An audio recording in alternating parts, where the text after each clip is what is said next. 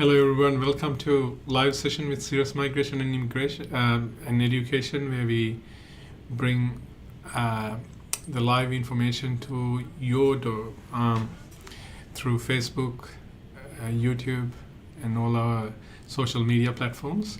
This is an opportunity for us to share our knowledge that we know with you, our fan base. So if you have any questions that you want to discuss, we would like to dedicate this time to talk to you and also share all the latest news. These days there's a lot of latest news going through immigration. There are many immigration updates in Australia. So I'm going to have a brief discussion about what's out there and what's in summary. In the meantime, if you have any questions, please feel free to talk to us or send us your question through any of the inquiry boxes down below, in comments boxes right there in YouTube or Facebook. So my name's Isuru Yapa. I'm an Australian migration and education agent. I would like to greet all the Australian base applicant clients or the fans happy Australian new financial year, or happy Christmas in July, or a new era. We had the last session just before the last financial year end. The new financial year has many effects to immigration trends in Australia and the requirements, and there are many changes to our usual practices, but in theory it's all the same. I guess one of the main things are the prices has been reviewed and gone up a little bit for the application fees. Other than that, there are some affected clients and the procedures, like we are no longer able to enroll international students into university if you're currently in Australia in a 485 visa or a visitor visa. That's a big thing. So before we start going through the topics, I would like to take the opportunity to request you, if you're watching us through Facebook or YouTube, make sure you hit that like button and also the subscribe button through YouTube, or follow us button through Facebook, so you can get these updates in time every time we put them on, because these days we are pushing out a lot of information. These are not necessarily advertisements. We are sharing the new news coming through and also knowledge as much as we can, even though it's been a busy few weeks. So I guess talking about the updates and the news, before I go into your questions, I'll probably share some of the new updates. So what are the topics Mario will be bringing up? Okay, migration news. There's many news to be shared. As I said, we'll go sector by sector. We are putting a lot of the new updates coming up everywhere. And I'll be talking a little bit about global talent and the possible merge between the global talent and business visa, and a little bit of a future forecast on my own opinion about the business visas, because we used to support many business visa clients to bring their ventures to Australia, and then I'll be talking about the employee-nominated visa categories a bit, and then there's not many changes I've seen for partner visa lately, other than the prices now hit the 9,000 mark, 9,075 I think for the partner visa.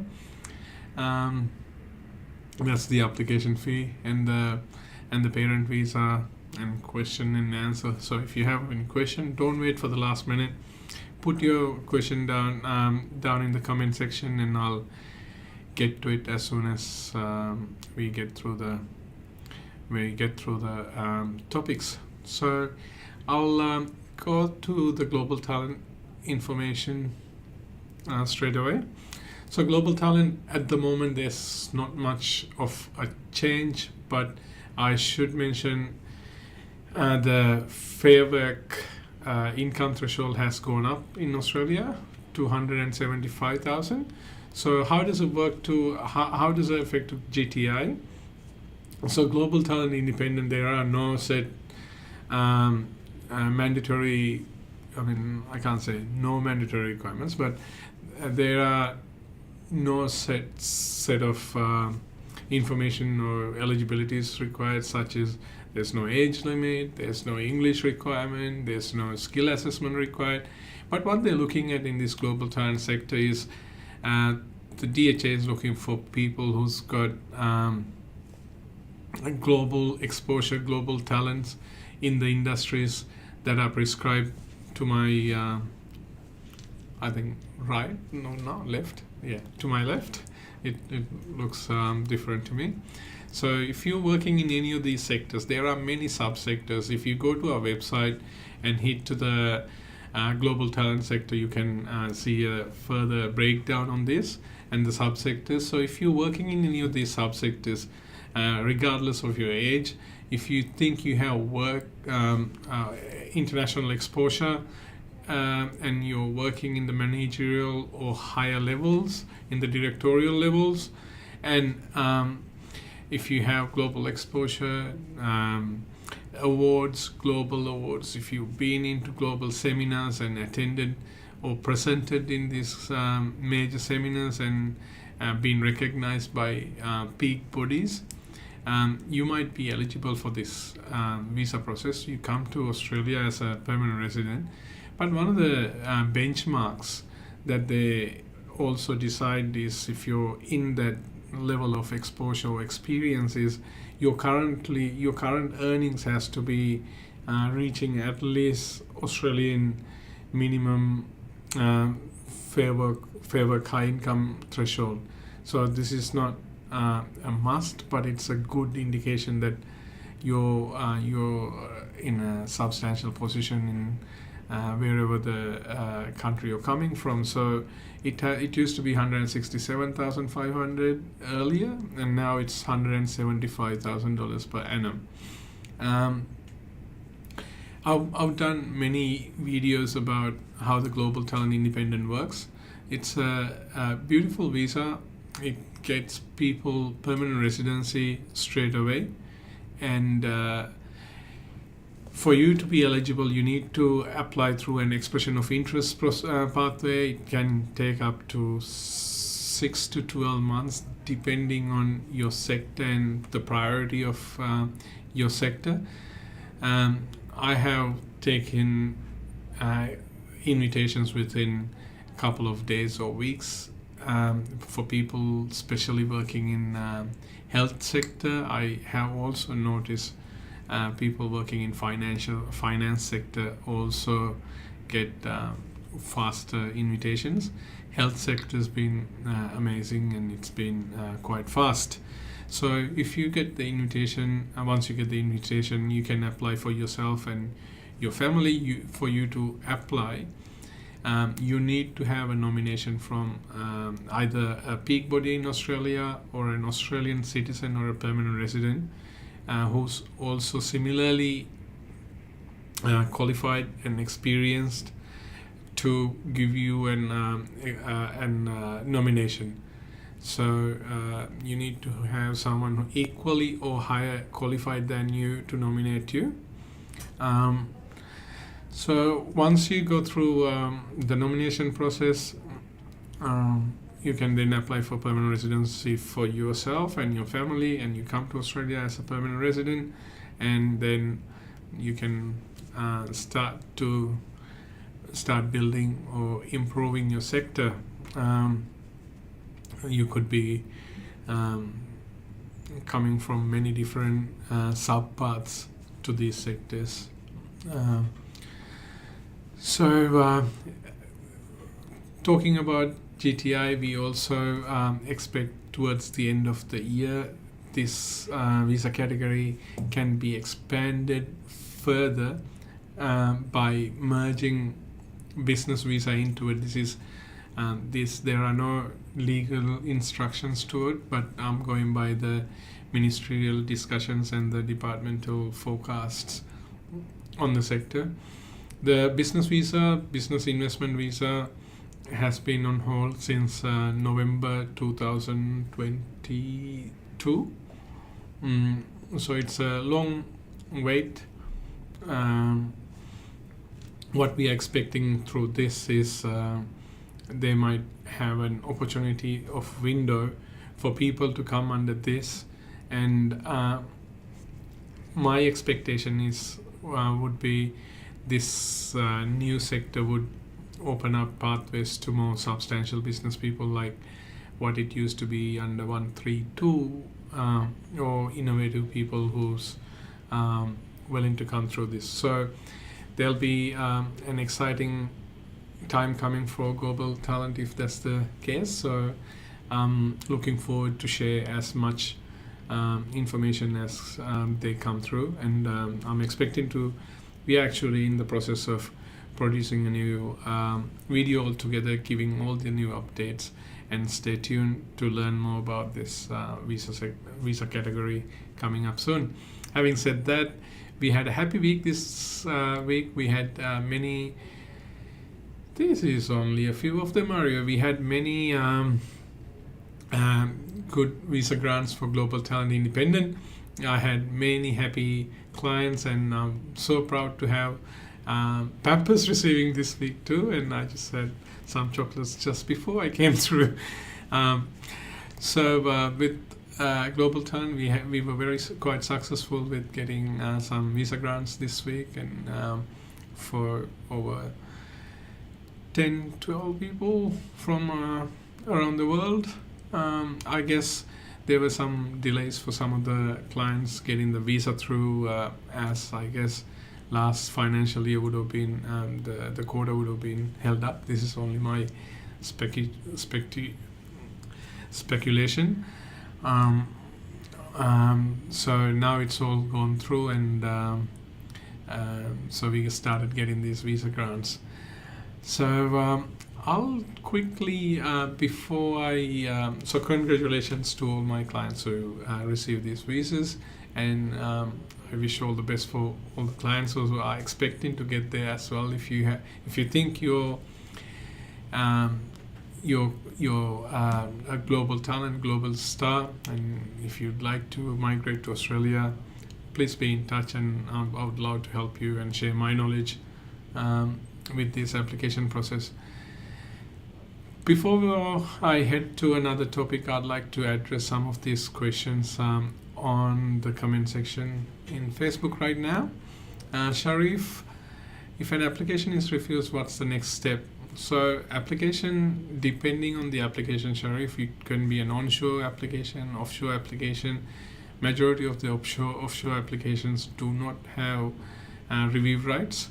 So the next response, if you like to pursue, if you like to respond to your refusal, the only way you can do it is through another visa application if it still allows.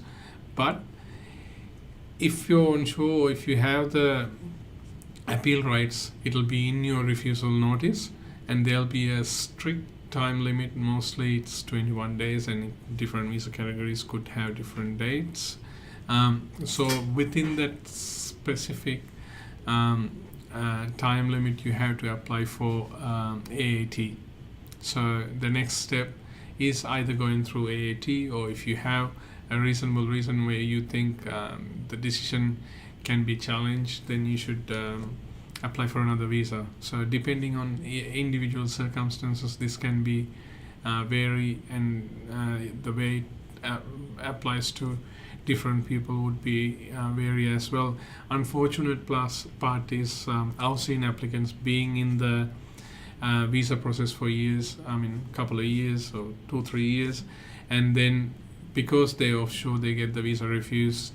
Once they get the visa refused, they don't have AAT, and applying for another visa, it costs them again a lot of money, and it could also mean that they have to go back in the beginning of the of the queue again. So that's the background. So I've got another question coming through from Rashmi Vikramanayaka. I'm in a relationship with an Australian PR holder for 2 months and our relationship is not yet registered. Can I apply for a partner visa?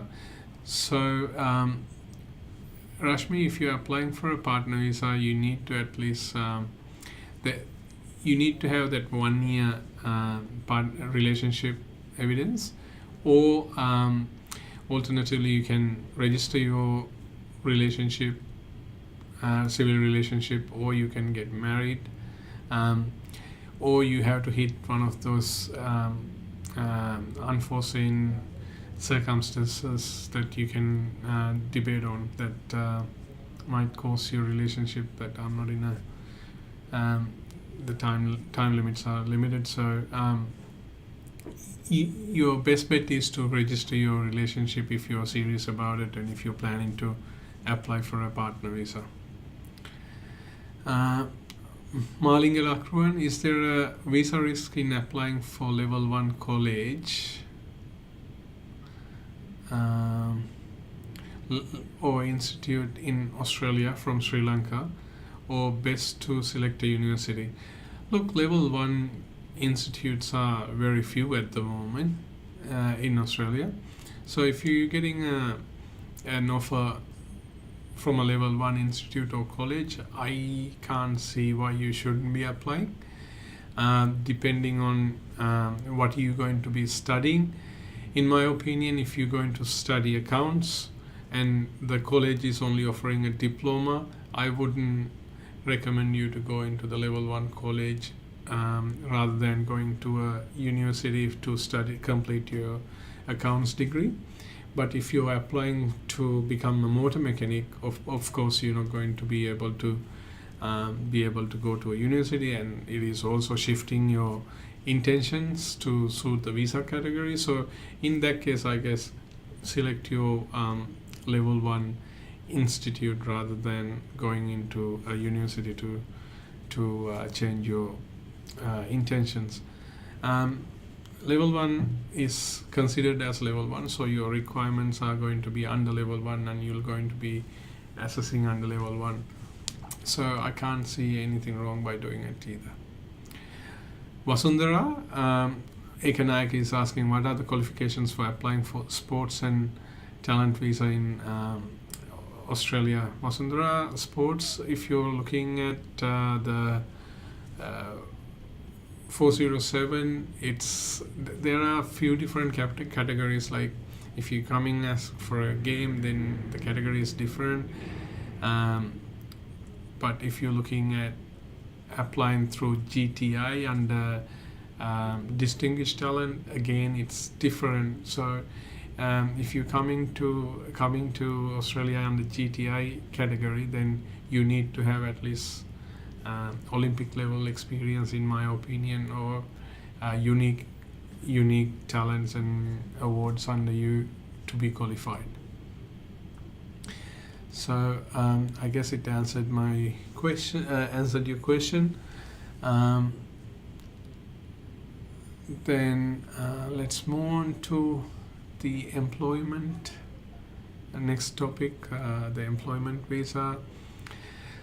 So there are a lot of attention towards employment visa. The temporary TSS visa is getting assessed quite fast at the moment in Australia. Like it used to be 6 to 8 months. Now 482 visas can be granted within a matter of days to a matter of weeks. Most of our accredited employers get the grants within a matter of days, if not automatic grants sometimes. So how it works at times I've got clients saying, I'm looking to come to Australia, I really don't want to work, I really don't want to study, I want to work. This is a common conversation I always have with some of the clients.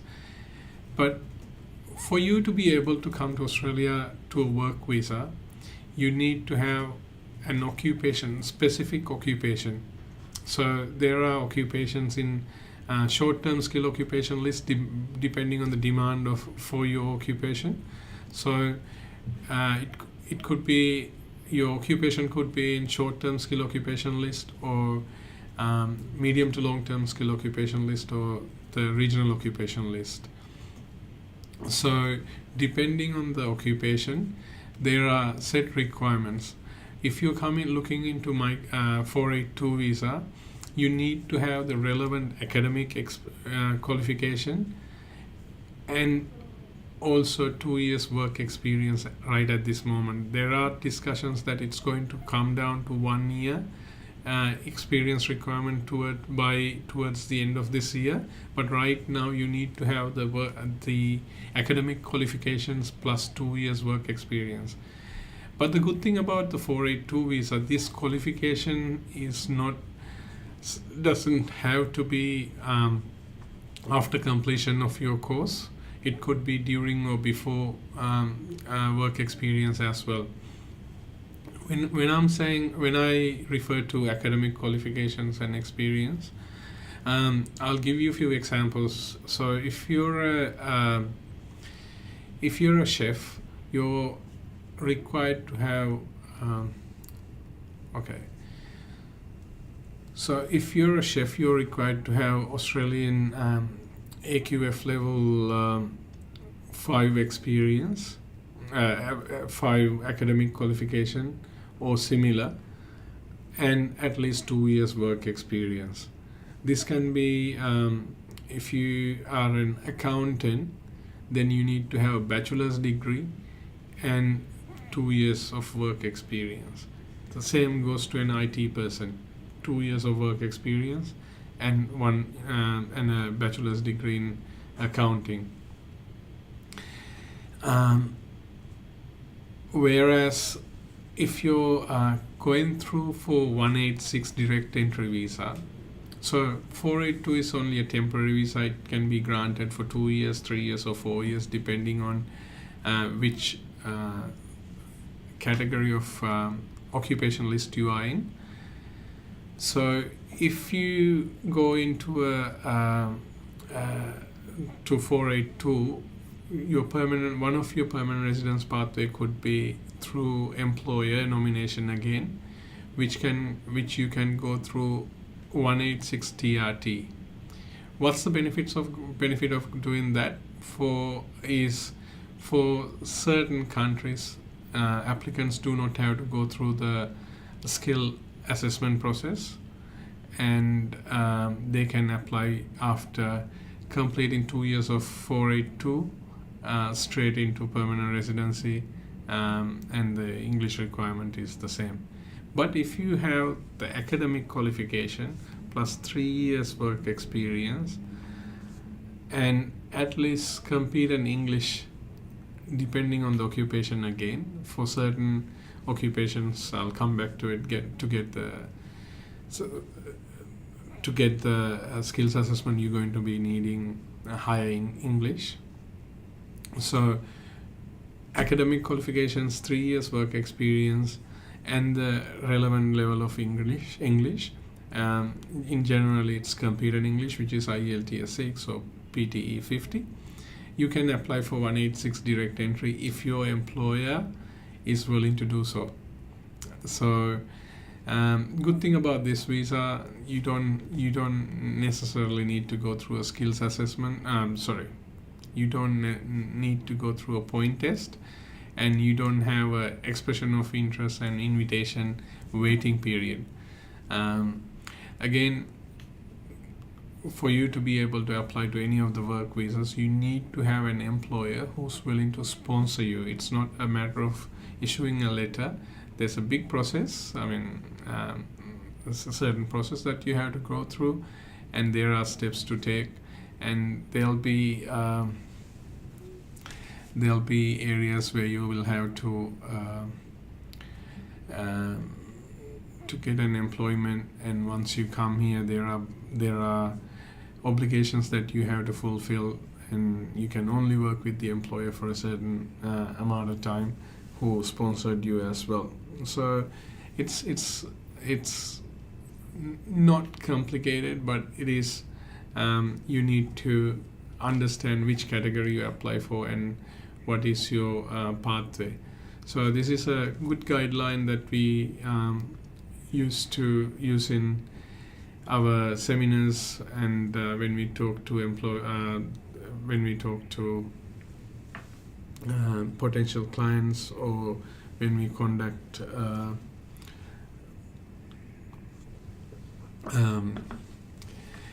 information sessions. So if you'd like to learn more, if you're looking to employ someone foreign qualified, be in touch, and we're happy to help. We go through many applicants today, and in fact all day I've been doing one quite complicated application response. So the applicant is an engineer manager for a substantial engineering company where they turnovers in high hundreds of millions, so they're turning over about $300 million. They open up a new section within their business, so they wanted to get an engineer manager with unique experience, and the department is at the final stages of finalizing the decision, and they wanted to know many critical information. So understanding the business process, how it's all fit into the business and the applicant, it takes a lot of knowledge, conversation and time. So I've been completing that today, and hopefully I'll be able to show you a good decision record in coming weeks for that too. So as I said, there's not much changes to parents and partner visas apart from the actual application visa changes, and there are many new information coming up for student visas. We've been seeing good grants. It's different now, the student visa world. Student visas need to be addressed differently. The application process is different. But having said all that, I can't see any negative impact to international students at this stage. So we've been very positive, and the grants are coming through. So we had some grants for Indian students, Sri Lankan students. This is an Indian student going to, actually referring back to that question from my previous viewer. So this client from India, he's actually got a visa grant for an institute rather than a university. So a lot of good news. So